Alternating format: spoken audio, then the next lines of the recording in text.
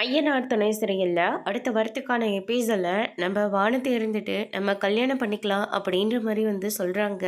ஆனால் பாண்டி இருந்துட்டு இப்போ இது சரியாக வராத வானத்தை கொஞ்ச நாள் நீ வெயிட் பண்ணணும்.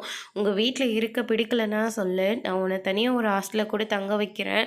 ஆனால் இந்த வீட்டில் மட்டும் வேண்டாம். என்னால் இந்த வீட்டில் நிறைய அவமானம் வந்துருச்சு. அது மட்டும் இல்லை, அண்ணனுக்கு இன்னும் கல்யாணம் ஆகலை. அண்ணனுக்கு கல்யாணம் நடந்ததுக்கு அப்புறமா தான் நான் கல்யாணம் பண்ணிக்குவேன் அப்படின்ற மாதிரி சொல்லிடுறாங்க. இதை கேட்ட வானதி பயங்கரமாக கோவப்படுறாங்க. அப்படின்னா உன்னை நம்பி நான் இவ்வளோ தூரம் வந்திருக்கேன். என் வீட்லேயும் நான் சண்டை போட்டுட்டு வந்திருக்கேன். அங்கேயும் என்னால் இருக்க முடியல. எல்லாரும் போட்டு என்னை அடிச்சிட்ருக்காங்க.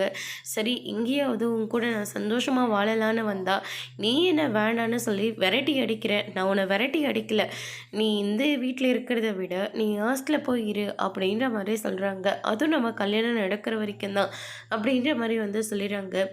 இப்போ கல்யாணம் பண்ணிக்கிறதா இருந்தால் நான் உயிரோடு இருப்பேன். அப்படி இல்லாட்டி கண்டிப்பாக நான் செத்து போயிடுவேன் அப்படின்ற மாதிரி சொல்லிடுறாங்க. உடனே பாண்டி இருந்துட்டு லூசு மாதிரி பேசாத அப்படின்ற மாதிரி சொல்கிறாங்க.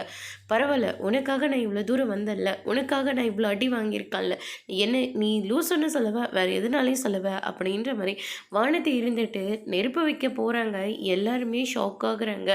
எதுக்காக இப்படியெல்லாம் பண்ணிகிட்ருக்கேன்? இப்போ என்ன, நான் உன்னை கல்யாணம் பண்ணிக்கணும் அவ்வளோதானே, நான் உன்னை கல்யாணம் பண்ணிக்கிறேன் அப்படின்ற மாதிரி பாண்டி சொல்லிடுறாங்க. அதோட பிரம்ம முடிச்சிருக்காங்க. இனி ஐயனார் துணையில் அடுத்தடுத்து என்னெல்லாம் நடக்க போகுதுன்றதை வெயிட் பண்ணி பார்க்கலாம். தேங்க்யூ.